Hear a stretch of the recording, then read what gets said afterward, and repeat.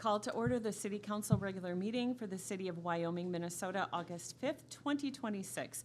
Let the record reflect we do have a quorum. Member Luger, Member Schilling, Member Yeager, and Mayor Iverson are present. Please stand for the Pledge of Allegiance.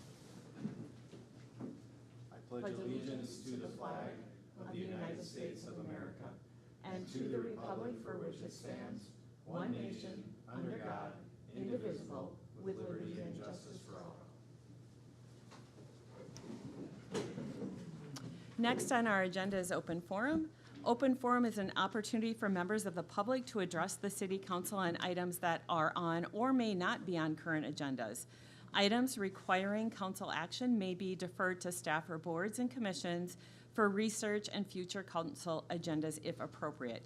You will be limited to 3 minutes, and we ask that you conduct yourself in a professional, courteous manner and refrain from the use of profanity.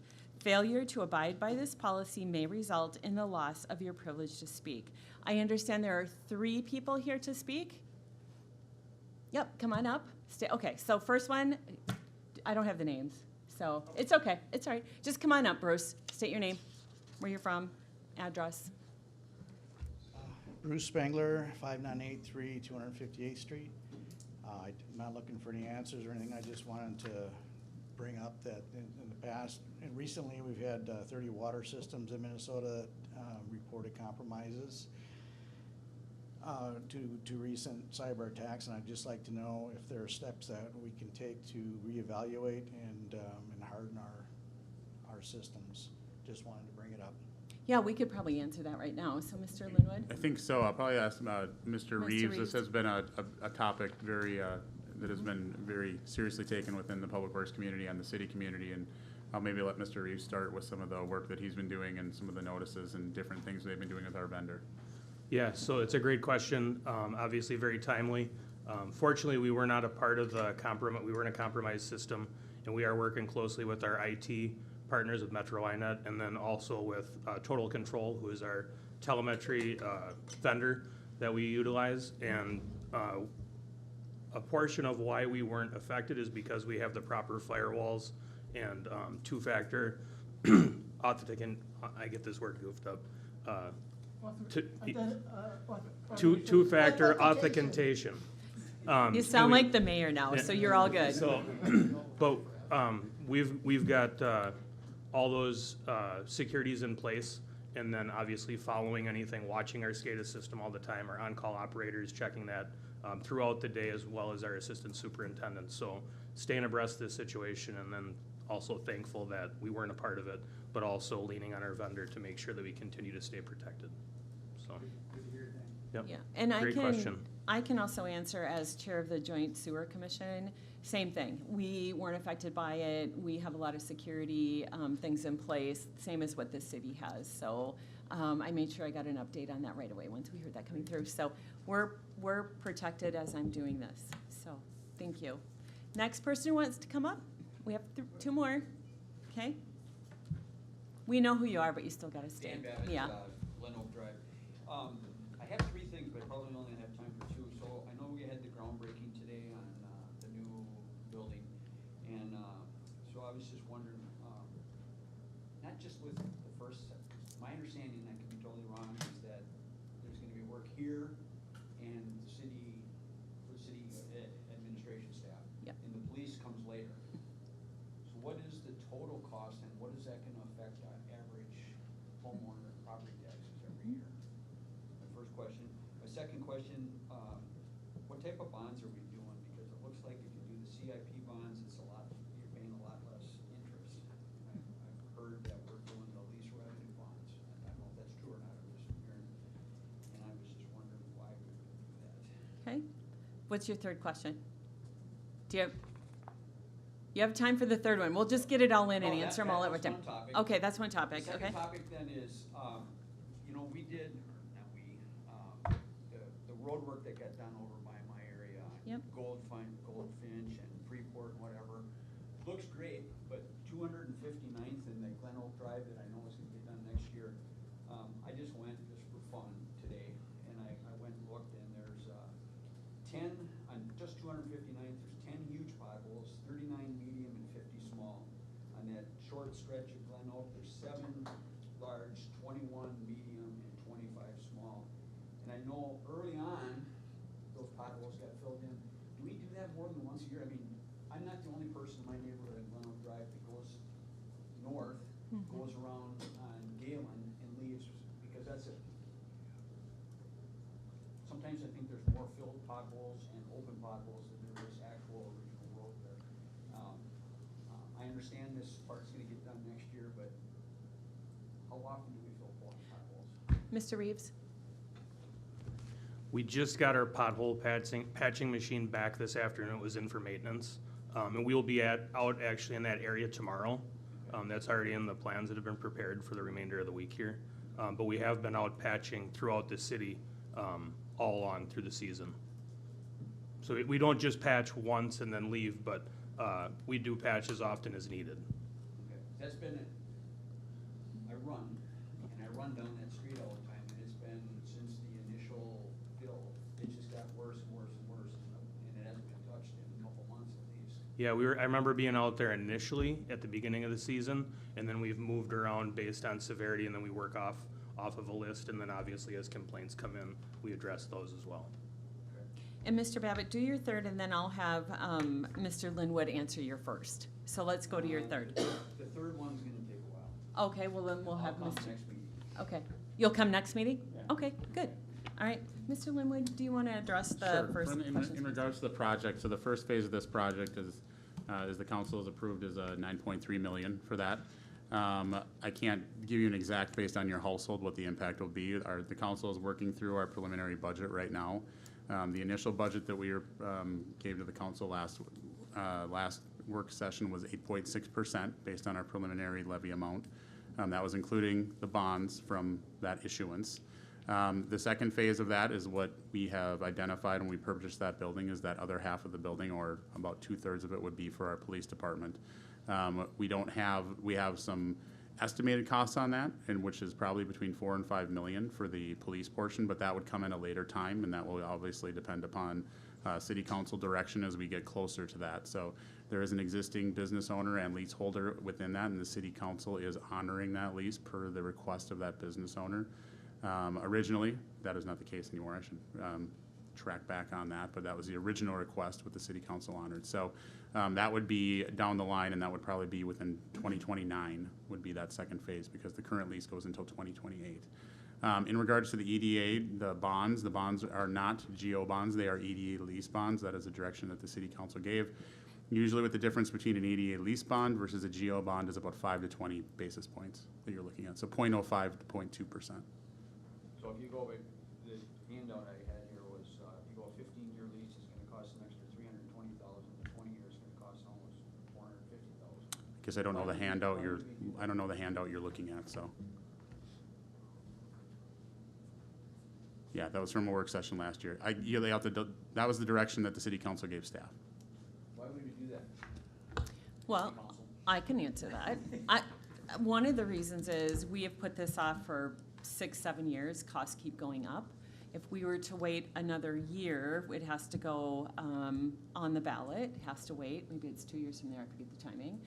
But it's just going to keep going up. This way, we can get this done at the prices that they're at.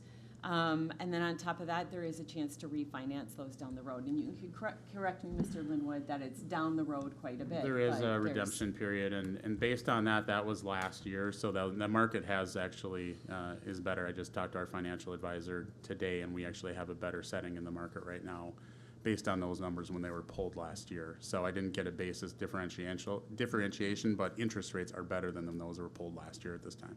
So, may I ask one more question? Sure. I'm over my 3 minutes. Yeah, you're good. So in this deck from last year, I guess, September 2025, it talks about you can only have so much debt per value of property, is that right? Yes, I'm not sure what you're referring to, sir.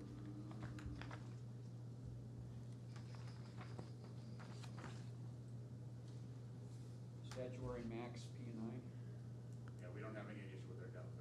Because we've been doing roads every year, and they need to be been. Correct, Now but we're- we've- Now we're putting another big chunk in. Correct, but we've not taken out debt consistently. We have pretty much gone to a pay-as-you-go. We did take out some debt in 2024 and then previously, but we have a very small debt ratio compared to most cities. So we are able to bond for these facilities and in the future, if we needed bonding for other road projects or facilities. In the next 5 years, right now, we have our road projects as pay-as-you-go.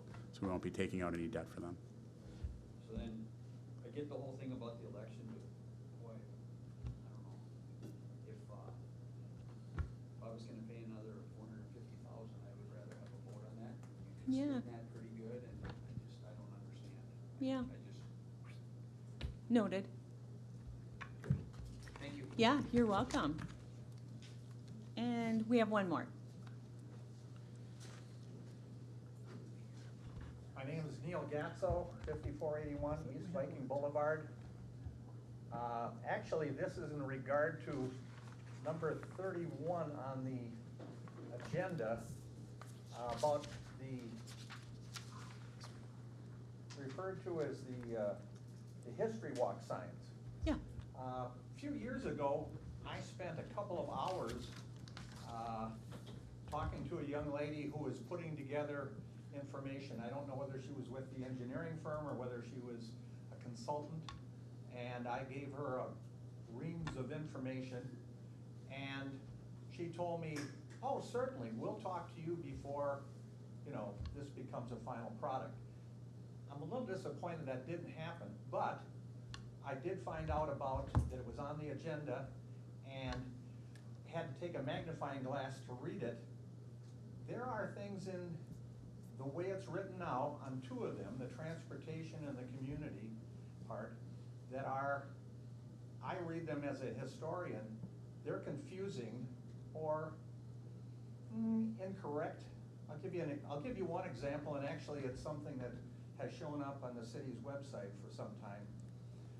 There's a notice from the Wyoming Enterpriser from 1915, and it was trying to build excitement in the community and bring in things. They were looking to get a doctor and a dentist. But they were talking about there were 2 secret societies, there were barber shops, there was, and one of them said, there are 400 people in Wyoming.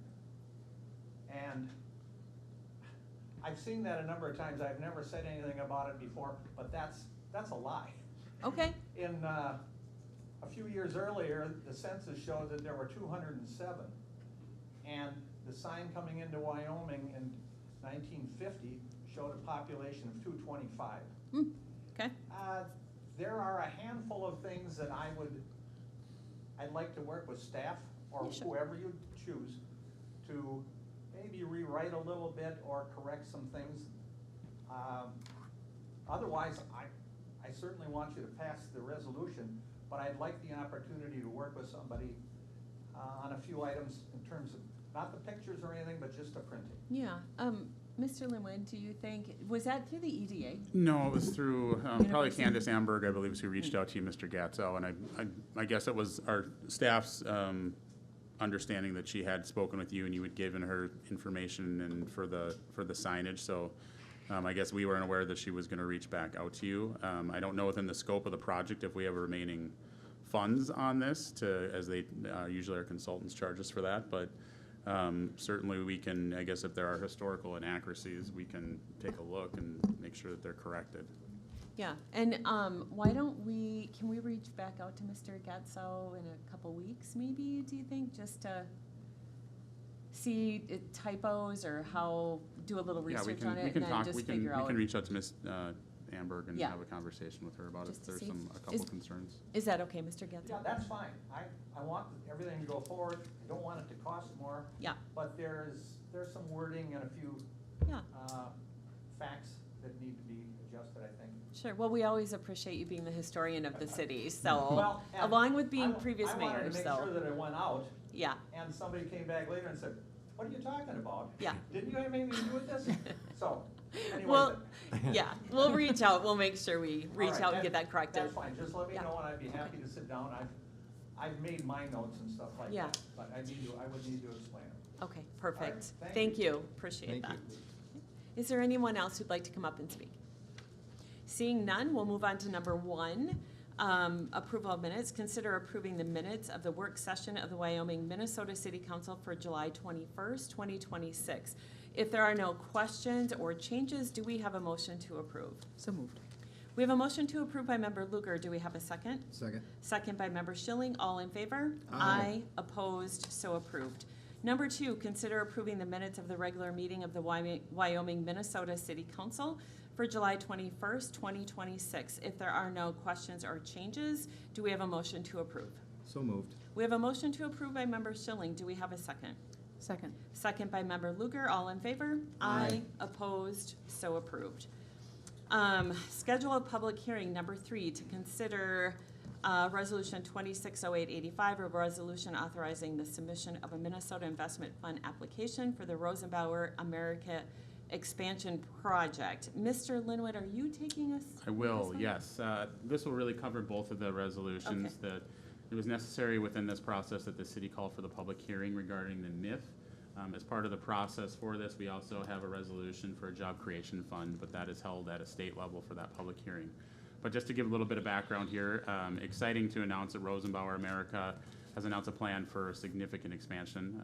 Their proposed project represents almost a $20 million private capital investment, and it includes new construction of 51,240 square feet of manufacturing building and then 8,770 square feet of an addition to an existing facility.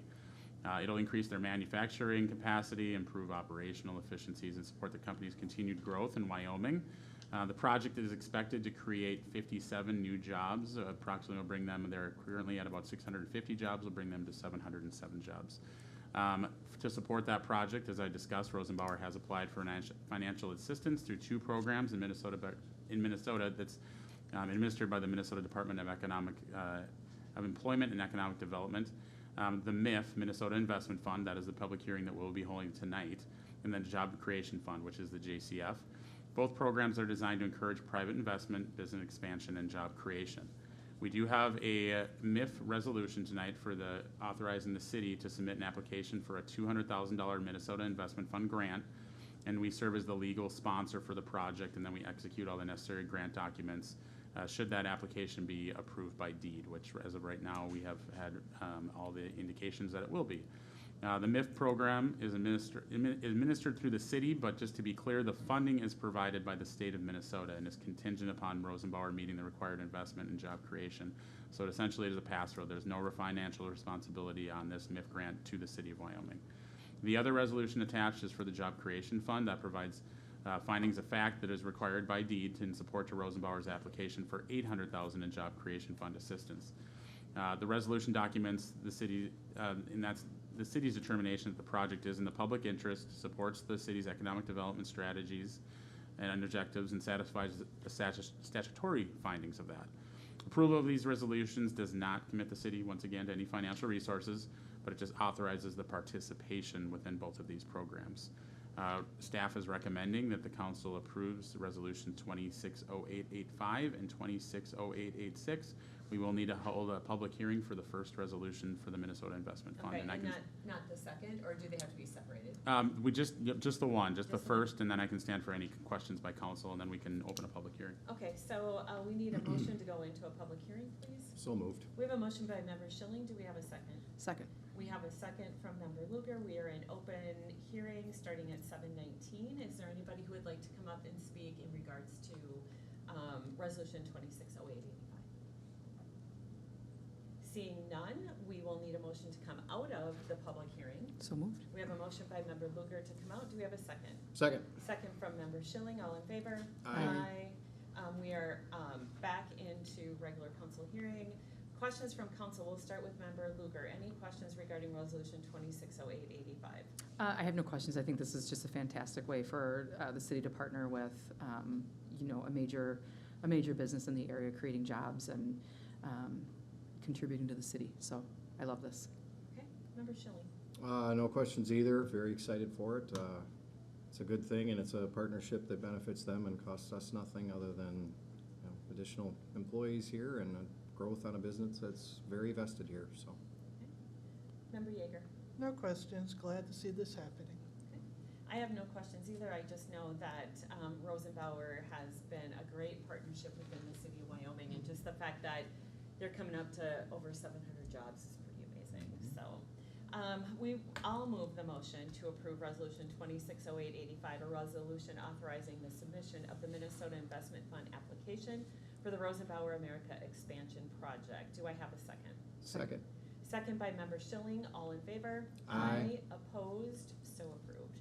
Number 4, to consider Resolution 260886, a resolution regarding the support of a job creation fund application in connection with Rosenbauer America LLC. Again, we don't need to go into open for this, or we do? For this, nope, this is handled at a state level, so we are just asking the council to approve this as our applicant and to go through the findings of fact within the resolution. Not that you have to go through them, but just to approve that resolution. It's a necessary document for the application. Perfect. Okay. Member Schilling, any questions? No questions? Member Yeager? No questions. Member Luger? Also no questions. And I have none either. I'll make the motion to approve Resolution 260886, a resolution regarding the support of a job creation fund application in connection with the Rosenbauer America LLC. Do we have a second? Second. Second by Member Luger. All in favor? Aye. Opposed? So approved. Consent agenda. It's rather long. 5, 6, 7, 8, 9, 10, 11, 12, 13, 14, 15, 16, 17, and 18. Does anybody wish to pull an item from the consent agenda? Nope. Seeing none, we need a motion to approve consent agendas number 5, 6, 7, 8, 9, 10, 11, 12, 13, 14, 15, 16, 17, and 18. Do we have a motion? So moved. We have a motion by Member Luger. Do we have a second? Second. Second by Member Schilling. All in favor? Aye. Opposed? So approved. Sometimes I feel like I'm on Sesame Street. Can I ask a question? Yeah. When you talk about appointing election judges, are they all already identified, or is that? Yeah, Mr. Linwood can, or Ms. Mr. McFarland McFarland can can handle speak to that. Yep. I think we have some openings, or we need a few more. Election judging is open to any resident, or I guess anyone in the state that reaches out with an interest in it. From there, we do then bring their names forward to the council for appointment. Once they're appointed, then we register them with the county for training. And I guess, I don't know if there was a specific part of your question maybe that I didn't catch, but it is just, these are residents that ask to do it. They're appointed, they go through the training, and then they work on election day. We're a very divided society today. It seems like we should try to have X amount that are on the right, X amount, they should be equal. Yep. So that, And that is a state statute as of 2020. So when they do provide interest forms, I receive political affiliation, and then we have to make sure that we have a parity in the number of Democrats, Republicans, and independents. And independents can fill in if we're short Democrats or if we're short Republicans. And then when they do curbside voting as well, I make sure that the two individuals that go to the car are of different political parties. So they try to keep parity as much as they can. thank you. Of course. All right, we are now going to acknowledge receipts of reports of officer boards, commissions, and department heads. Number 19, 20, 21, 22, and 23. Does anybody wish to pull a report for further discussion? Nope. Seeing none, we'll move on to number 24, communications. Number 24, Chisago County HRA EDA Consumer Shopping Survey. Mr. Linwood, are you taking this, or? Well, Mr. yes, thank you, Mayor. Okay. Mayor, members of council, the Chisago County HRA EDA, in partnership with cities throughout the Chisago County, they've launched a countywide consumer shopping survey to better understand local shopping habits, identify retail gaps, and help guide future business attraction and retention efforts within Chisago County. The survey is open to anyone who lives, works, or shops in Chisago County and takes less than 5 minutes to complete. Responses are confidential and will only be reported in summary form. The survey will remain open through August 16th, so about another week. And then it is incentive to participants who are 18 years of age or older. You may enter a drawing to win one of six gas cards ranging from $100 to $500. Essentially, this will provide results, really good information to our county regarding consumer shopping habits, like I said, and identify some of those efforts about other retail establishments that we can maybe attract to Chisago County. So just trying to bring some interest to this, and we've had some good push from Wyoming and our residents to take this, and the county just asked if we would be so kind to help communicate this at any venue. We had it last night at Night to Unite, and we're putting it forward, put it on the council agenda just to try to get a little extra pub for them and a little more information out there. And I do think we had quite a few people that took the cards, the postcards from great. Night to Unite. So I know I still have to take it, so I'll put that on my calendar to do that. Any questions from council, starting with Member Yeager, No questions. Member Luker, No questions. Member Schilling? No questions. All right. We'll move on to new business number 25, to consider resolution 260895, a resolution approving a variance from maximum impervious area at 5181 260th Street. Application Emily Knapp on behalf of Rosenbauer, Minnesota LLC, property ID 21.00468.33. Is the applicant here? I'm not seeing the applicant. No, okay. So, Mr. Weck, you're taking this one for us? Yes, Madam Mayor, and council members. This ties into the resolutions just adopted for the MIF and the job creation thing. So 5181 260th Street, they're requesting a variance, and then the next resolution is for the site plan review. So they're constructing one new multi-use building, and then they're expanding an existing accessory building. They'll be doing paving and striping. They're going to need a variance for the impervious surface area maximum. Currently zoned industrial. Comp plan guides it for industrial, so the zoning and the comp plan are correct.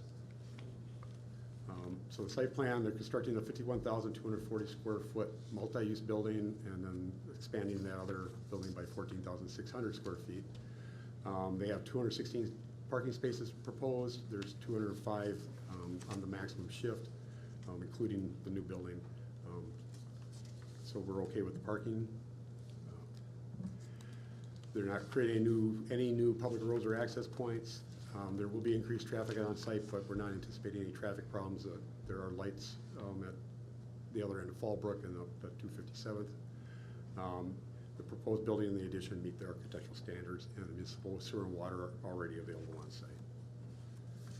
For landscaping, you have an updated drawing over the one that's on the screen there, showing parking along that, which should be on the right side, which is the south end of the property. So showing those new parking locations. I'm sorry, there we go. That's the one I was thinking of. So some of the parking lot is too close to the property line, so one of the conditions is to move that parking area back. They're requesting a variance of 83.4% for the impervious. They will be constructing 2 infiltration basins, and the city engineer has provided comments and 2 items to be included in the conditions of approval. The findings of fact meet the requirements of the ordinance. And then the conditions of approval, there are 7. Planning Commission is recommending approval with the staff recommendations of conditions. Thank you, Mr. Weck. I think the only thing I'm going to state on that first is there was some question at the Planning Commission about trees. Yes. And what was interesting about that is it looked like they were going to be all removed. And really what Rosenbauer is doing is that they're taking out trees that are dead, and they're actually planting better trees that'll work better within where they want them at. So I was really impressed with the fact that they're willing to do that and replace them. So, and then they're also building a little, I'm gonna call it a porch, lack of a better word, but for people for lunches and stuff, and that'll all be shaded as well. So again, they're just great partners. We will start with Member Luker. I have no questions. Okay. Member Schilling. No questions on this. Member Yeager. Hey, I see Rosenbauer was requesting a waiver of the landscaping. They were, and that was for the security, and after discussion, the areas where we're asking for the landscaping aren't gonna be impeding their security Okay, needs. so condition number 5 is okay. They're not looking to have condition number 5 eliminated. Landscaping plan, yeah. That was my understanding. Yep. Where are my conditions? Shall submit landscaping plan based on the staff There report we and are. review. Yeah. Next one. Building department landscaping go. plan shall include. I actually just spoke to their landscape architect today, so they will be submitting a plan, because they still have to move the parking areas over 50 Okay. feet. So yes. There- So waiver and everything, it's no problem. There's no way, yeah, Okay. there's no problem. Okay, that's fine, that's all I had. Okay. So with no further questions, we need a motion to approve, and I'm not going to read all of it. Resolution 260895, a resolution approving a variance for maximum impervious area. Do we have a motion to approve? So moved. We have a motion to approve by Member Lugar. We have a second by Member Schilling. Yep, second. All right, all in favor? Aye. Opposed, so approved. Number 26, to consider resolution 260896, a resolution approving a site plan review application at 5181 260th Street, application Emily Knepp on behalf of Rosenbauer, Minnesota LLC, property ID 21.00468.33. Mr. Weck? I have nothing to add from It's my all the same. prior PowerPoint, so. Okay, I'm just, questions from Council Member Yeager. None. Member Schilling? No questions. Member Lugar? No questions. We have no further questions. We need a motion to approve resolution 260898. Do we have a motion? So moved. A motion by Member Schilling. Do we have a second? Second. Second by Member Lugar. All in favor? Aye. Opposed? So approved. Number 27, to consider resolution 260897, a resolution approving a variance for the setback from the Felton Avenue right-of-way at 26885 Forest Boulevard, applicant City of Wyoming, property ID 21.00171.00. I'm assuming, Mr. Weck, you're going to take this one. Yes, Madam Mayor, council members, we're talking about the fire department. The new city hall location does not require any zoning approvals. So just to let you know about that. So applicant is here. So requesting site plan review and a variance request for the setback from the right-of-way of Felton Avenue. There's a minimum 20-yard setback. The east building addition, which would be along this wall here, will be 10 feet away from the property line. That's the needing for the variance. So back over here? Yes. Okay. We're adding on to the current government administration building occupied by the City Hall and Fire Department. It's a 1.199 acre site. It's zoned commercial and comprehensive plan guides it for commercial use. It contains this existing City Hall and the Fire Department, parking garage, and for the department in the parking area. The proposed additions are highlighted in red. The one on the right-hand side, that's an equipment bay. The one on the left-hand side is also an equipment bay, but ties into the city or the fire department offices. And the one in the center is the hose tower to allow the fire department to dry the hoses after an incident.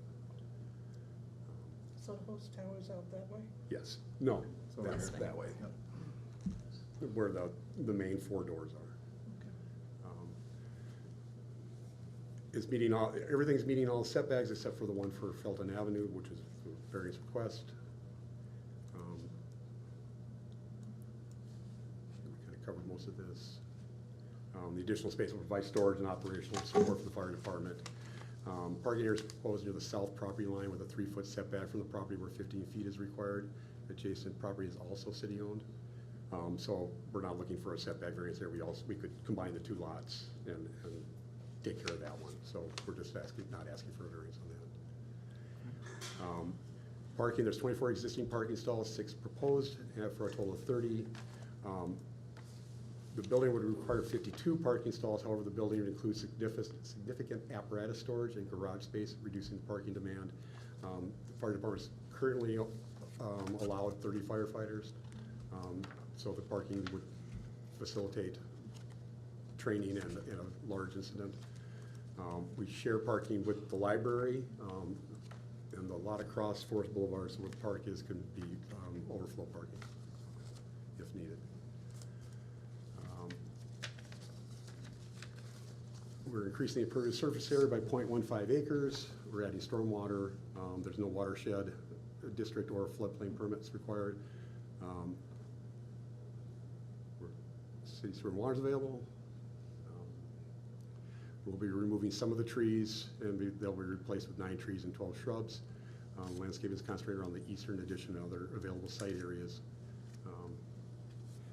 And then here's a copy of our elevations, again showing those additions in that hose tower. And the additions comply with the city's exterior building architectural standards, sorry.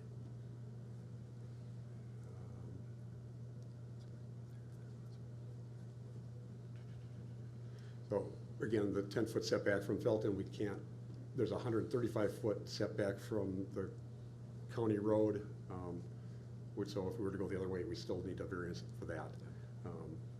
Existing parking, emergency vehicle circulation of the site layout, limit other expansion options. Again, for the findings of fact, 10 standards for granting a variance and 5 findings of fact meet the standards of the ordinance. Staff is recommending approval of both the setback variance and also the site plan review with those listed conditions. And the planning commission is recommending approval with those same conditions. I'm gonna actually kind of piggyback on that just a little bit. So one of the things that the planning commission questioned about the parking not having enough parking space. And one of the things we brought up is the fact that they don't have 30 cars here every single day. So there's maybe Chief Bauer can answer that, maybe a couple. Sure. Yes, I mean, on a regular basis, unless there's training. Yeah. Which is on Monday nights usually, that would require all of the parking spots allocated for the most part. But on a daily basis, it's significantly less than that. Yeah. I mean, call response, if we got 30 firefighters, I would be amazed. Yeah. That would be everyone leaving their sporting events and everything else and coming. So, yeah, Yeah. that would be difficult. Okay, that's kind of was the question for Yes. planning as well, and we brought that up. Yep. So thank you for clarifying course. that. We will start with Member Luker, No questions. Member Yeager. So it would be you. Probably you would consider it a dumb question, but would it be a conflict of interest, the city reviewing the city's variance request? Well, our consultant reviewed the request, city staff did not, but the city staff right now is. Okay, because your name was on it, and it's Well, I like have he's to- reviewing his boss's variance I have request. to be the applicant on the request, but WSB, our contractual planner, was the one who revised it. I think Mr. Weck is just presenting tonight. We figured we'd save the city money and not bring Ms. Lindquist in here to. Oh, no, I wasn't worried about give bringing in Ms. Winquist, presentation. but the city is reviewing the city's request. Mr. Lunan, can you? Well, ultimately, the council is the only authority that can approve or deny the request. As long as the city has found that the conditions have been met, then the city can approve the request. If there's a citizen or a neighbor who is aggrieved, they can challenge the city's decision, but ultimately, the city has to approve the request. So it is a weird situation. Yeah, it but is we're the kinda only- weird. We're the only ones who can approve it. Okay, so basically, there's no conflict of interest. That's what I was trying to ask. The other question I had, the first page of the memo talks about a western expansion that's constrained, but talking about possibly expanding west in the future. What's kind of up with that? It says the request, the proposed project includes renovations to the existing building and construction of additions. Oh, I had it marked off here. The existing building condition and required setbacks constrain development on the property and limit the ability to expand the facility further to the west. Or we plan, Based on the setback for County Road Yeah. 30, I don't know, Mr. Weck, if you want to speak on that. I mean, are we planning to go out west in the future, or? I think, is it, I think, I'm not sure where she was going with that, other than if there's space there, right, we would either have to get a variance or change the setback Okay. from the county road. Also, we got the parking lot that's there, so to move more building into the parking lot, we lost. It was kind of confusing the way it was written. It was kind of suggesting that you were going to look to expand west in the future. I'm sorry. yeah, I think it I says, didn't write the the existing building location required setbacks constrained site is constrained because there are technically 3 front yard setbacks, with the west side being considered the primary front yard, so. Yeah, I think the component was support of the variance on the east side of the building in regards to the County Road 30 setback that we have to comply with, and that more or less it was supporting the variance application because we are doing the expansion on the east side and not the west side. I don't think the intention was to look at a future expansion on the west side of the building, or that was something we were entertaining. I think it was more or less saying it makes sense to go on the east side of the building for the well, expansion. yeah, that's fine. It was just the way it was written. I had a question.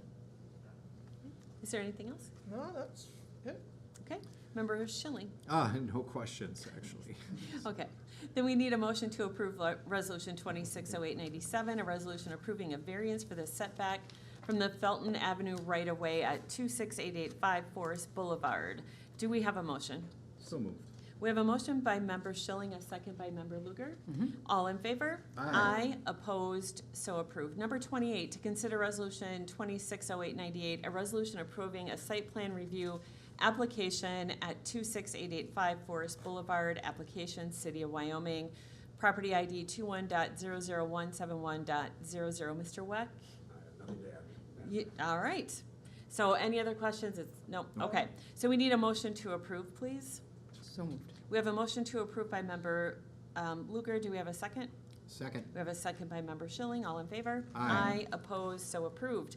Number 29, Chief Bauer, you'll be working with this one on us. To consider Resolution 260899, a resolution approving a one-year contract renewal with Flock Safety in the amount of $12,000. Chief Bauer. Yes, thank you, Madam Mayor and members of council.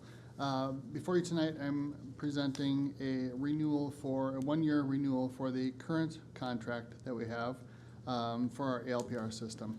The annual cost is $12,000 per year. This is no cost increase from our previous contract year, and funding would continue to be coming from not the levy, but it would be coming from our public safety aid funds that are remaining. As you may remember, a year ago we began using LPR cameras for investigative purposes to identify legitimate law enforcement concerns, including stolen vehicles, wanted persons, those vehicles connected to criminal investigations, and other vehicles associated with active alerts, the missing people, the individuals that have left home and are missing, those type of individuals. So it does not track speed, it does not issue citations, and is not used for red light or automatic traffic enforcement. Since we have put it in place, it has been a valuable tool. I'd just like to highlight a few cases. A recent second DWI arrest occurred as a result of a flock alert. Last fall, the system assisted us with identifying a stalking complaint as a result of someone that was stalking an employee at the hospital. They were very concerned about this. Without the system, we would not have been able to identify, even though there's video at the hospital, that video did not give us license plate information. It gave us vehicle description, and we were able to then identify the vehicle as a result of the ALPR system. And it also has assisted us with warrant arrests. Beyond that, it encourages our officers to be out in the area doing proactive enforcement, making contacts with individuals regarding stolen vehicles, those individuals with suspended or revoked licenses, and other legitimate uses for while they're on patrol.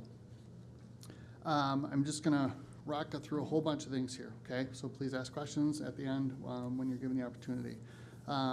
We do maintain a transparency portal that was put in place a year ago. It gives it is accessible through our city website. It gives a snapshot of how it was used, including 30-day report of searches that you can pull up and you can see what the reasons were for why the searches were performed. It's important because understanding that there are concerns about access to the data. Also recognizing that there is a lot of public discussion going on right now about ALPR technology. A lot of it misleading, a lot of it inaccurate. And I just want to remind us that I'm focused on what we have control over here in our city. That is the scope of what we have the ability to control. Our role, or my role, is to make sure that we are limiting access to when needed. We are documenting our uses, that we're conducting audits as necessary, and we're following department policy, state law, and making sure that we are maintaining the security of the data according to our contract with our provider. We recognize that there are concerns about these systems across the state and nationally. The reality is these systems collect an image of the license plate, an image of the vehicle. They are looking at the back of the vehicle. They do not capture faces. I have yet to see a face on any of these cameras. Okay, they're intentionally placed that way to not capture that. Understanding that it needs to be handled carefully, however. In the last year, I have not had any reports of misuse. And a recent audit of the system that I performed internally, I had no concerns related to the use of the system. Feedback up to this point was just to provide, I was able to easily identify why it was used. I'm just asking again for more is better, okay? I shouldn't have to figure that out. I can tell, from 26 years of experience, I can tell why they're using it, but I'm just asking for additional information. But I had no concerns based on that. In fact, I recently worked with a third-party vendor, a contractor that does body-worn camera audits. We're going to work with them. We're looking at doing a mid-1 year, after we've had it in place for a year, for them to do an audit. We're not required to do that. The cost is a couple $1,000s. That's worth to just verify that we're on the right path. Okay, it's more of a validation of what we're doing at this point. We're required by state statute to hire a company, third-party provider, to do an audit every 2 years. Okay, this would be a preemptive to make sure we're on the right path. Okay, so I just met with him this week, and he frankly scares me. I recently did a significant update to our policy. I just want to touch on what those updates were. This is an administrative policy. It does not require council approval, but I just wanted to make sure, because of all the attention around this topic, I want to make sure that you have the opportunity to see it, and I believe it was provided in your council packets. This does not expand our use or give us any new authority to use it. It just provides additional details and clarification. It also reflects our current usage, and I just wanted to make sure we're on, that it's very clear from our users and our officers on how it needs to be used. Understanding that the update provides clarification and reinforcement that it's not to be used for generalized surveillance of the public, and it's only to be used for legitimate law enforcement and public safety purposes. Provides me more responsibility to oversee the program, that I have to do an administrative audit of the program annually, making sure that we're in compliance with law, looking at making sure who has access to the system, that we have former employees are removed, that the audit logs are in place, that I'm reviewing on a regular basis the settings. Okay, there are multiple pages that I go through all the time, and I'm making sure that the boxes are checked appropriately and that the settings are how we want this to be in place. Reviewing our data sharing agreements. We have put in place an agreement with other departments that if they want access to our data, they need to submit a authorization. If they don't, I remove them or don't provide access to begin with. Recently, I just reduced sharing of our data to our surrounding agencies. That's Chisago County, Forest Lake, Lakes Area PD, and Anoka County. And those have those agreements in place. Okay, so we're not sharing across the state. Not sharing Wisconsin. I've limited it down to just those agencies that are essentially touching our city or have investigative purposes to be related to our investigations or their investigations.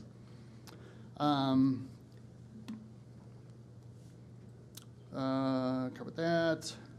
Making sure, this is a misunderstanding, I think, or misinformation that's disseminated. Officers are required to treat alerts as investigative leads only. Okay, they do not take action based on a hit alone. All it is a pointer system. Okay, so they are required, if a vehicle comes up as stolen on the flock system, they are required to visibly verify the plate, run it through the system that we've had for 1 million years since I began, run the system. If it shows up as stolen, the same way, we provide an alert, shows as stolen, they advise dispatch, I'm behind this vehicle, we're gonna be doing a stop, on down the list, okay? None of that has changed. All this is hey, there's a stolen vehicle potentially here, okay? Understanding that it does have misreads at times, okay? And this is why that's in place. There's a fantastic example when I was going through this. It was reading as an E because a trailer hitch was in the way. It was an F, okay? I went before multiple officers totally set them up, and I said, I'm gonna set you up, understanding I'm putting you in a bad spot here. This is the plate. You just got a flock alert, this is a stolen vehicle, what are you gonna do? And they're like, I don't know what that is, that plate, I don't know what the plate is, okay? None of them were, yeehaw, I'm sending the dogs in, okay? So like that is the whole idea here is that every one of them understood that they were gonna verify the plate before they're gonna take action, and it was concerning enough that like, I don't know what that plate is right here, I wanna physically see it and verify it. That one was really interesting because they both registered, the stolen vehicle and the incorrect plate, both registered to Chevy pickups, so I totally set them up more. I'm like, all right, this is how this one comes back, a Chevy pickup. This one's also a Chevy pickup, and they're like, yeah, that one's out of Isani, this one's out, so they all did fantastic. So that's how the system really works. If you've seen news stories, potentially in other agencies or other communities, I can't speak directly to it, but my lens, when I saw what happened, was that step may have been missed, okay? And that's not my responsibility. I'm responsible from our department, okay? And I'm very confident that's what they're going to do. I have no additional information to say one or the other, but as I watched some of the stories and read them, that was my thought is they missed the step, okay? So that's on the department to enforce that. Protected activities is also in the policy, making sure it's not being used for constitutionally protected activities relating to freedom of speech, religion, assembly, on down the list, okay?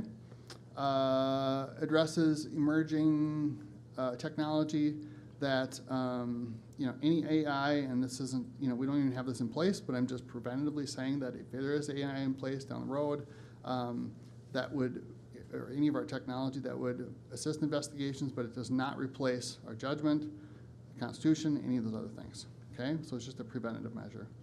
I talked about the data sharing agreements already. We have to follow Minnesota law regarding retention of data. Our data is saved for 30 days, and then it is purged at that point. I cannot access it. Audits, search history is retained indefinitely. So I can look back months, a year ago, and see that a search was performed for this license plate. That I can keep. The actual data itself, though, is no longer there, if that makes sense, okay? Annual training is required. I just pushed out, they updated their training for the system. I just pushed out mandatory training, which they absolutely love when I push out these things because I give them about a week to do it. But again, it's important to get it done, and it's new and improved, and it's I require that they get it done this week. So we're staying on top of that. Complying with data practice law again, clarifying ages and circumstances. So hypothetically, let's say Brainerd PD has a case that they look and see that they believe they have a missing person that was or an abduction that was potentially coming through our community. Okay, those exigent circumstances would allow the officer to search our data, get a form signed afterwards. We don't want to delay with bureaucratic process if it's that urgent, okay? And I provide clarifications on what those are. So that's imminent life threat or safety, missing or endangered person, an active emergency when we can get documentation after the fact, but I don't want to delay that by saying, let me wake a sergeant up out of bed, that they have to come in and sign a form. That's not realistic. Immigration concerns. Since day one, I've had all of immigration enforcement turned off on the system.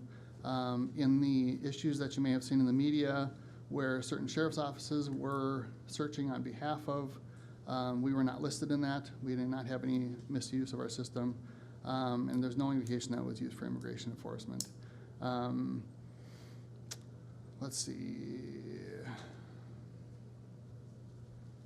Data sharing, I talked on that.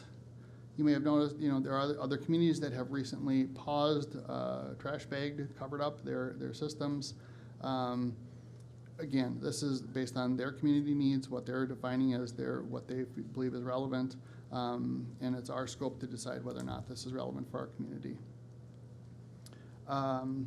There's also been discussion around stories across the country about misuse, okay?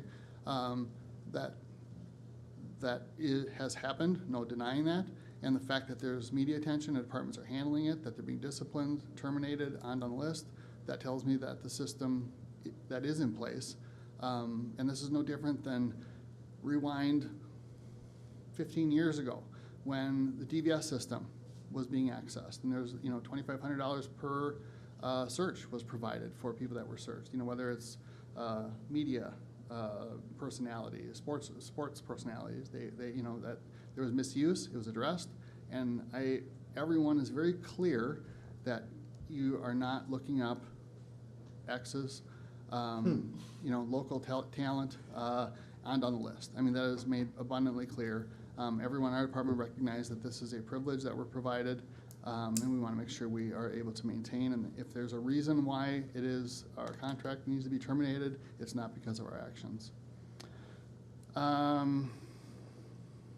Let's see here. I've gotten a couple emails from community members or Facebook messages, a variety of sources, concerns about ALPRs. I've engaged with each of them, had some discussion about data collection related to people that are not as suspected of a crime, creating a feeling of being watched even though it's not being used for speed or anything like that. There's no facial recognition in the system. Concerns around access to federal agencies, data retention, cybersecurity, and on the list. I've engaged with them. I've offered to meet, have one-on-one discussions, show how the system works.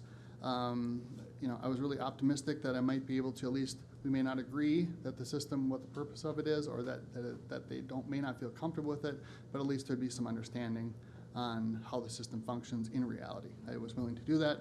I haven't been taken up on that offer, which is unfortunate. We can't come to a common understanding of how the system actually works when we're not able to have a discussion.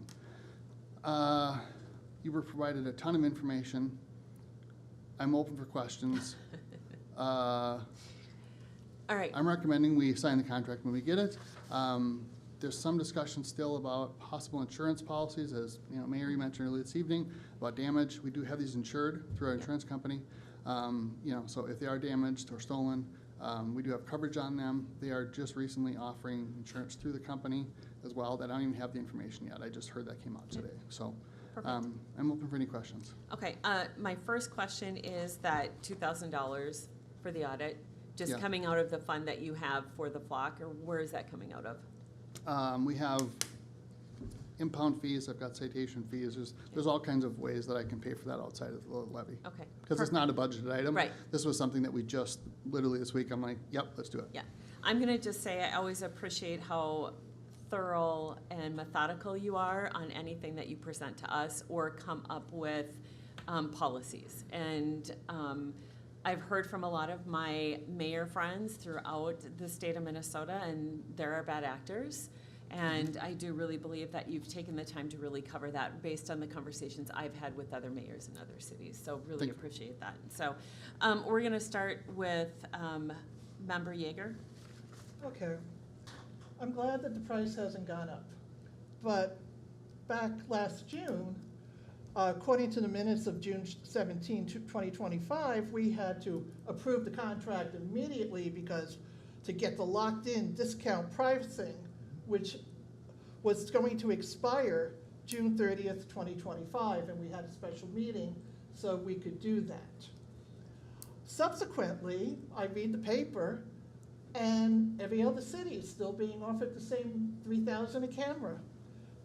And the price of our cameras have not gone up. So what happened to, we had to get this before we lose the $3,000 pricing. That was the pricing that was offered at that time. I think any company that you're purchasing from, whether it's a sales, whether it's a vehicle, whether it's a, I think there's always that promise of pricing, and I don't know. We don't know what the pricing is going to go up to. I don't think that's predictable. And I think since over the last year, thinking that they're going to increase the pricing with the increased attention would be a motivator for communities to potentially terminate their contracts. I think that's very real. Maintaining the pricing is at least consistent, and it's not an additional money grab. Understanding that if we want to continue, that it was actually in our contract last year that the pricing we could stay consistent as well. Oh, it was in the contract. Oh, good to know. Any other questions? Yeah, I do. Is the original agreement where Flock keeps the data in their system and can disclose it when reasonably necessary still in force? The, Are those the same conditions? the terms and agreements are online as well. If you'd like, I can provide those. I had copies when you provided them last year. Right, Are it's they the been same? updated. It's updated. We own the data. I know we own the data, but it's in their system, so it's the same as it was when we signed on. Essentially, yes. Yeah, okay. So since you approve all the sharing agreements, future sharing agreements, will council be told who we're sharing with? It is on the transparency portal. So we have to go look it up. It's not a council decision at this point. Okay. You're agreeing to sign the contract. It's And not. we don't get to see what the sharing agreement looks like. I can provide it's consistent with every other department in the state. I remember asking you to provide something else once a few months ago, never got it, so I'd be happy to follow up with whatever that request was at any point. whatever. Member So- Yeager, please be respectful. I That was am. not a respectful comment. Please. Please.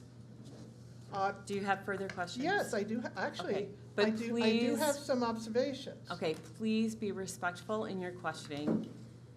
I don't think I was any disrespectful. And that will be a matter of opinion since respect is thrown out. Please continue. All right, so I have some observations after having the cameras for a year. The 4 cameras that we do have in town are gathering detailed information on any car that drives by them, whether the person is guilty of something or totally innocent. There's still no distinction. The data is still held by Flock, and the data can be released when reasonably necessary.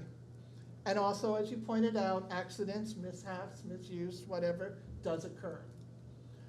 So at the end of the day, you can put as many filters, you can change policies, you can update as much as you want, the data can still get out. And I don't know, you could, despite your best efforts, the data can still get out.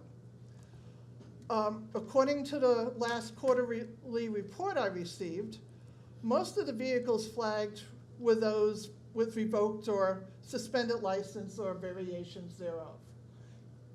You only have less than a handful of bigger cases that you've solved.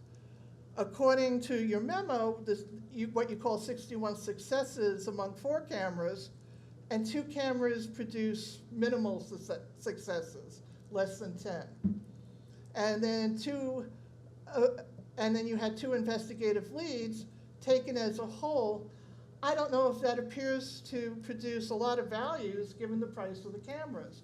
I mean, the first question I would have, if you have 2 cameras that have less than 10 what you call successes, do we really need those cameras?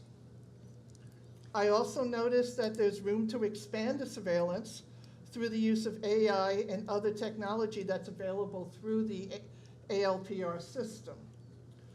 And then for those of you who are concerned about optics, I think these optics look bad. There have been numerous stories in many newspapers and news sites where people are expressing their concerns about the cameras and how the data is collected. Many people don't like them, and many communities have terminated their contracts with Flock. And actually, I believe Wyoming should join them. Is there a question in there, or you're making No, a that's it. statement? Okay, thank you.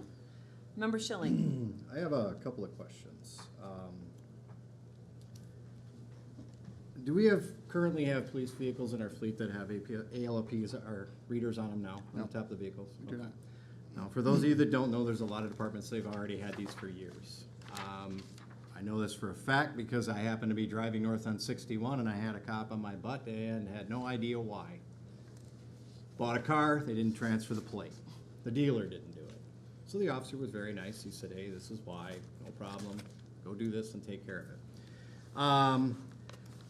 Access to our other systems. Everybody's concerned with Flock is somebody has access to it. How much other data is on all our other systems that we use? These systems are stored in the exact same manners, Right. whether it's our records management system that we're gonna move to the cloud. Yep.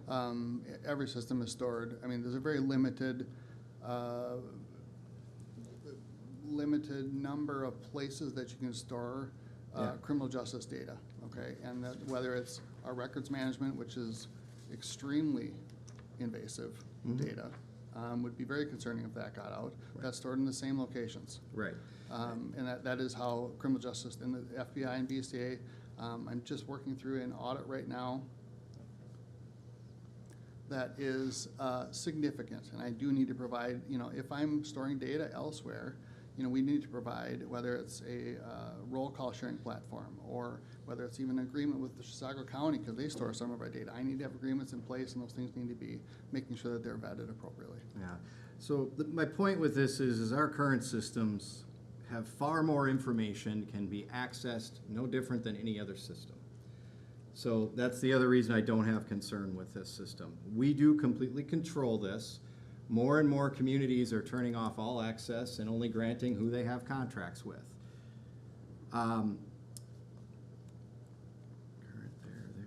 Abuse, obviously we've all seen stories about that, but again, we've had multiple issues. The media chooses what to put out, okay? And social media is one of the funniest things I've ever seen in my entire life. It's the worst experience gone bad. You can put something on there and it explodes. There's no fact, no truth, no nothing. Call it misinformation, call it whatever you want. People start to react to that. They go start cutting poles down, they cut cameras down, they spray paint cameras. But yet I ain't seen anybody do that to the 50,000 traffic cameras we have. Every business you go in has a camera, tracks everything you do. Your phone tracks everything you do. This isn't adding anything to it. It's a license plate reader. Yes, it has capabilities, but it's controlled. If we're gonna argue about this, then argue about everything else. Sorry. And then I was gonna ask if we have had any vandalism to our 4 cameras. No. Okay. They're not. And then, as Chief stated, bad things happen. There was an article about South St. Paul. There was a couple other cities. If you notice the article, West St. Paul was not mentioned because we had our controls completely sealed into where it was us and only us, and no one had access to it. So, and that's where I'm going to end. Okay, thank you. Member Luger. 2 questions. First is, and I remember discussing this because we had a number of very thorough discussions about this, what it does, what it is, et cetera. Can you remind us how many days that the data is stored? Because I know there's a state statute, you can go under that, you can't go over it. Yeah, we retain it for 30 days. 30 days, Yes, correct. and then the fact that something was accessed stays there, but what was accessed goes away after Yes, that's that amount of correct. time. Okay, Yeah. so data refreshes, it goes away. Yes, I'll provide just a little clarification as well. If it is used as was a pointer system for a criminal investigation, or we would pull that out of the system, retain that in a different system. So it is no longer in the FLEC database. If it is evidence that we're going to use, we export it as a PDF, just like anything else, and attach it to our records management system or our evidence.com system. So saying that everything disappears in 30 days, yes, But asterisk, if it's evidence, we would export it. It's no longer in that system. We would retain it at that point. I appreciate that clarification. On the transparency portal that is available on the website to literally anybody who can access it and wants to take a look at some of the data and the numbers, as well as our policy, which a lot of time I know was put in on because, again, we had many conversations that covered a lot of questions and procedures to what information we have, how that information is used, how long it's stored for. And that, for the public to know, it's really important that like our department ALPR policy is at the bottom of this transparency portal. So I would suggest that, I would recommend it. More information is always better in knowing what our city does and how tools are being used. My question is, it says that camera alert activity, there were 1,048 alerts. That is over the last 30 days. Of those, in fact, I don't even want to talk about those for the last 30 days. In the year that we've had this, Sure. what do you feel like, based on what you can share publicly, has been the most successful, like where has this had the biggest impact to our community in terms of its use as a tool? Sure. I think what I would say is that, you know, getting at several points that have been brought up. There's a lot of dependence on the data. So when we say there's been 60 some successes, I remember off the top of my head. That relies on an officer not being on a call. We usually have one officer staffed right now, okay? One to two. So they might not be in the area. When I hear their cameras or their computers in the office, alerts are continually going off. That's whether it's stolen vehicle, whether it's a revoked driver, a warrant. You know, the cameras that are in certain locations like the south end of the city, obviously our biggest trafficked area is off the freeway. Okay, that makes the most sense. And that central location is generally, you know, if our officers are doing proactive work, that is generally where they're going to be unless they're doing neighborhood checks and those type of things. They have to be within a very close area to able to react to it. So there's a lot of alerts that will pop up that rely on us being in the area. A lot of things have to be in place in order for us to take action on that. And I'm answering a long response to your question, but I think it's important to emphasize this. It also is important, it's the investigative back end of it. When we get, we just were looking at a case this week, it's in Linwood Township, a burglary, okay? So we're using that to assist them to search our system for a vehicle that didn't have license plates on it. We were just talking right before I came, so I don't even know the end result at this point. But that is, from our intent on the front end of this, that is more valuable to me, is that investigative data afterwards, like that harassment case, okay? That was this nurse was very concerned. It was a random person showed up, delivered flowers and a card to her, and it was very concerning. They got an order for protection, or a harassment restraining order against that person, preventing them from doing this in the future. That sense of safety that we're able to provide to that staff person, that the security cameras didn't capture it. 100% we would have not been able to identify that person, and the concern is that would this have escalated? I can't predict the future. But that is a significant case where even though there was not criminal charges ultimately on it, it still is they were able to get a harassment restraining order and preventing them from moving forward. Thank you. That was a long answer, but Nope, I hope I got appreciate to it. your point. Yep. Yeah. Okay. All right. I have no further questions. We need a motion to approve Resolution 260899, a resolution approving a one-year contract renewal with Flock Safety in the amount of $12,000.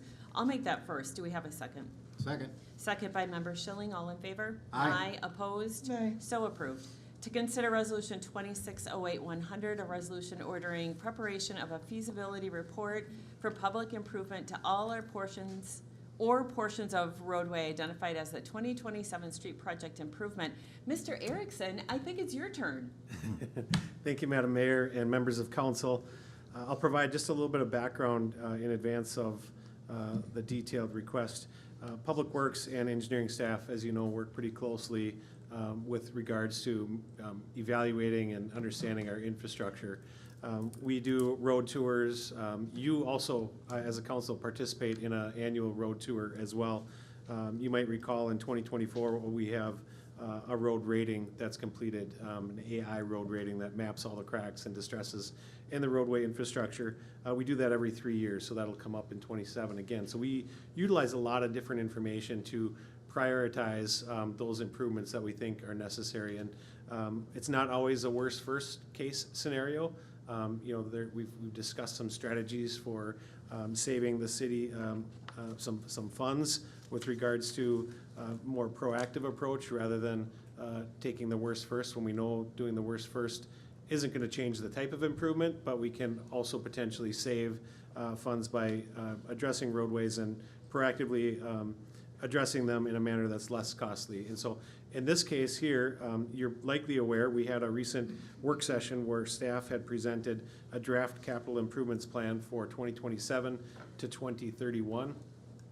And that next roadway project we identified as the 2027 street improvement project included roadways that were in fact brought up this evening from Mr. Babbitt regarding 259th Street. We have Finch Court, Floral Court, Flint Trail, and Glen Oak Drive. So we have portions of those roadways included. We've had a number of projects in the area. This really kind of buttons up a lot of that and really kind of ties those projects together.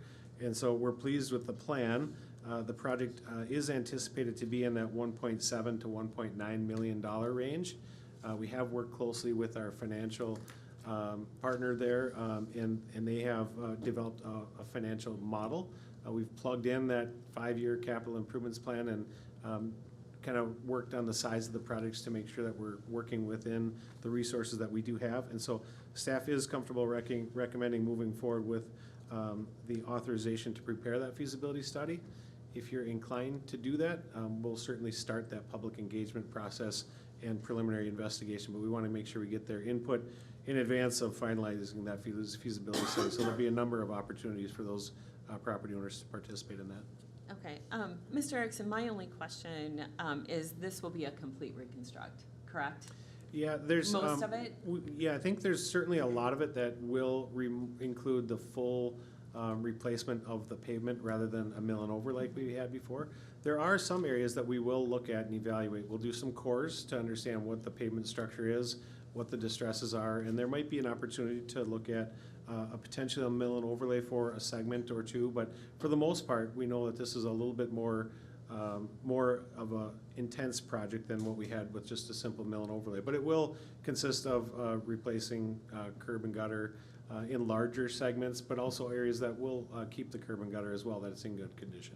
Okay, so once we approve this, how soon will it be before these residents get to hear the good news that there's gonna be some movement on the road to fix it? We'll likely try just to get some schedule. We're gonna try to get, we always televise our sanitary sewer so we understand is there any improvement needs there. And so before we start having a coring crew or a survey crew or a person with a jetting truck and a televising crew, we wanna make sure we communicate that with them. So probably next week we'll send out a notice just informing them that the council, once we have a little bit more of a schedule kind of assembled, we'll send out a notice to all the property owners and then give them an idea of when that first opportunity will be to meet and share their input, because a lot of times they are familiar with things. We want to understand what their concerns are. They might highlight a drainage concern that maybe Public Works or I aren't aware of because they live there and they see it every day, and it might be a rear yard drainage issue that we can accommodate with improvements with our project as well. And so we'll want to hear from them on that, and so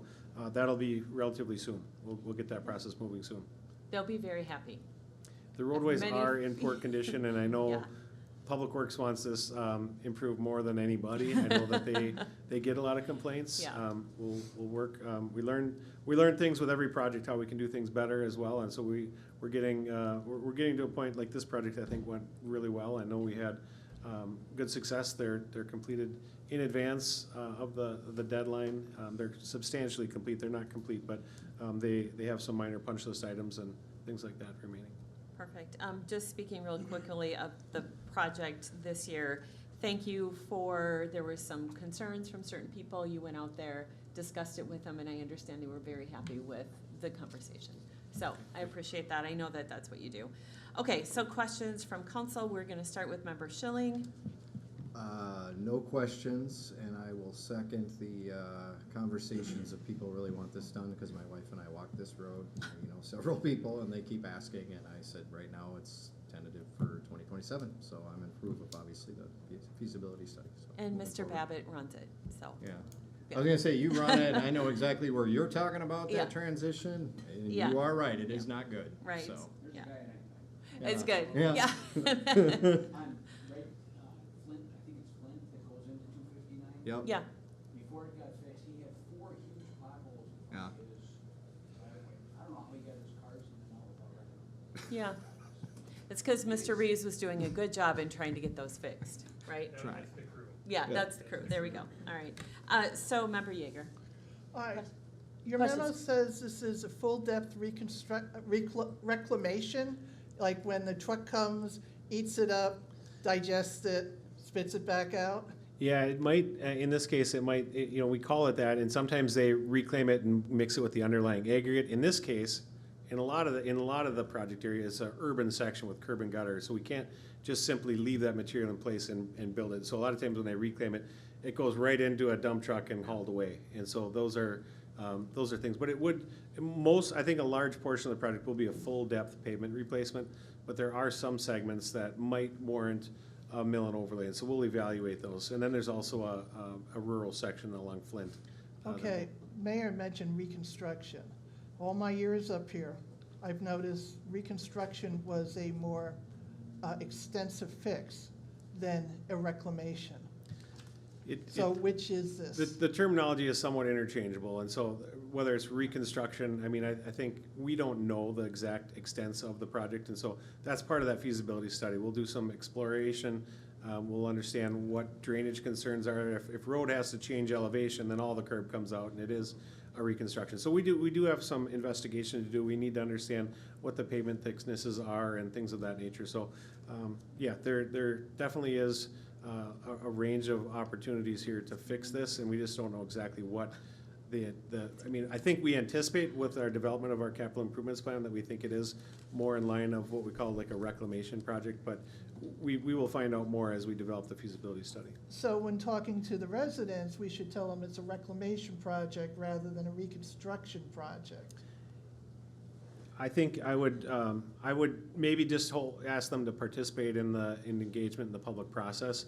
I think we're gonna have a roadway improvement project, and the exact extent of what the improvements are, I think we should. Well, that's great, but when I see them at They're gonna have new pavement in any case. Right, yeah, when I so. see them at 7 in the morning, and I don't remember to tell them to come to the public hearing 3 weeks from now, should I be saying reclamation? I would tell them they're gonna have a roadway improvement project.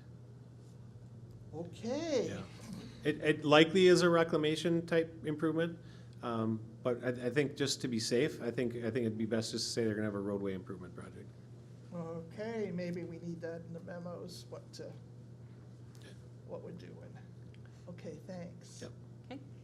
Member Luger. I have no questions. I'm really excited about this roadway improvement project.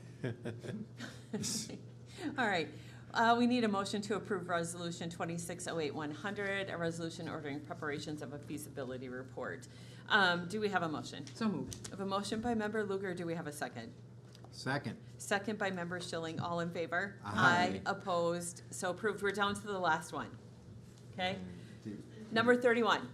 Are we ready? Number 31, to consider Resolution 2608-101, a resolution approving the purchase of the History Walk signs for Railroad Park project. Is Mr. Getz? I was gonna say, I He didn't left. He must see have him, left. yeah. I was like, Okay. you're up. Okay. Mr. McFarland, are you doing this That would be me. presentation? Honorable Mayor and members of the City Council, City staff, and WSB have continued to work on the development of the Railroad Park in the city's downtown corridor. The second phase, this History Walk portion of the project that is comprised of the half-circle walkway where some of the donor bricks are, is designed to be lined with signs that display the history of the Wyoming community. Staff has worked closely with WSB, who have worked closely with the Wyoming Historical Society and the Park Advisory Commission as well, to finalize these signs to be installed in the park. The proposed signs, of which the signs were in your memo as well, cover the topics of Wyoming's community, transportation, and colonization. The Park Advisory Commission did review this at their July meeting, and they did recommend moving it forward for approval at the City Council. WSB has identified Vacker Sign after going out for bids as the lowest responsible bidder for the project with a fabrication cost of $2,731. Peterson Companies will perform the installation of the signs for a cost of $6,525, and that brings the project total to $9,256. I would note that in Ms. Omberg's letter of recommendation, it did state that shipping costs weren't incorporated into that. They've since let me know that that was incorporated, so shipping costs would not be anything extra on top of that. Should also note that obviously we had Mr. Gatzow in here earlier today. My intent after this is I'll email Ms. Omberg and then I'll call her tomorrow as well and just ask that she reaches out. I think the good news with that was that most of what he said, any kind of changes sound like they're within the text and not the design itself, so I believe that that wouldn't change the cost of any of the fabrication. So I'll still let her know that we should be good to move forward, but I'll refer to her as well. But I think the resolution is fine as is, and if there was a change, we would come back. Okay. Mr. McFarland, where's the money coming out of? So that'll come out of, we have a dedicated fund for Railroad Park that's been completely donor funded, whether it be from donors in the community, the businesses, or through our Buy a Brick program. Okay. And we do have quite a funds in there to cover this. We have enough to cover this, yep. Okay, perfect. Thank you. We're going to start with Member Luger. I have no questions. Okay. Member Yeager? Grant just answered mine. Okay. Member Schilling? No questions. Okay. Yeah, like it said, correcting text, not design, so. Perfect. I'll make the motion was to awesome. approve Resolution 2608-101, a resolution approving the purchase of the History Walk sign for the Railroad Park project. I'm excited to finally get this part of it done. It's been a long time. So do we have a second? Second. Second by Member Luger. All in favor? Aye. Opposed?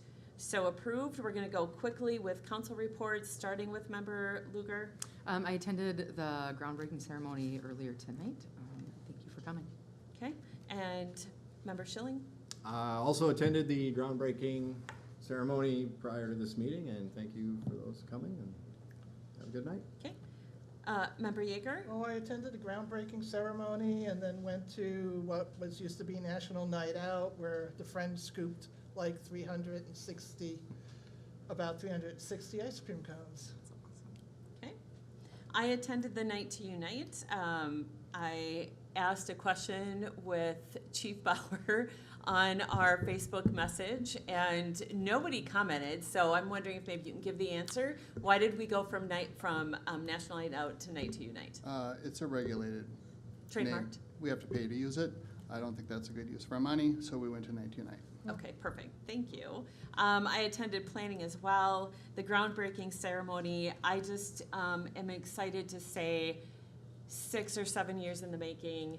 Getting this done felt like a huge win, and just proud of our commissions, proud of our council members, of our staff, everybody involved. This is a big deal. So I would like to say thank you to everybody for that. And then I just want to bring up Stop Out Suicide 5K on Saturday. 2 things. One, we have between 1,000 to 1,200 people that attend the event. Very healing, very moving. There's been a question about the paint on the new road. Mr. Reeves, can you talk about how those directional marks are not going to damage the road and what you'll be using on that, please? Yeah, so this week we took a shipment of, it's essentially a high-grade chalk, and it can be removed with a pressure washer, just with rain and water. And so we'll be utilizing that on the new bituminous surface. Okay, and it won't hurt wildlife. It's not going to hurt trees. Somebody's going to ask that. No, it won't. Okay, thank you. All right, appreciate that. All right, that's all we have. We talked to everybody. Mr. Erickson was even speaking with us tonight, so we're good. All right, we need a motion to adjourn. So moved. We have a motion to adjourn by Member Luger. We need a second. Second. Second by Member Schilling. All in favor? Aye. Opposed? We are adjourned at 8:20.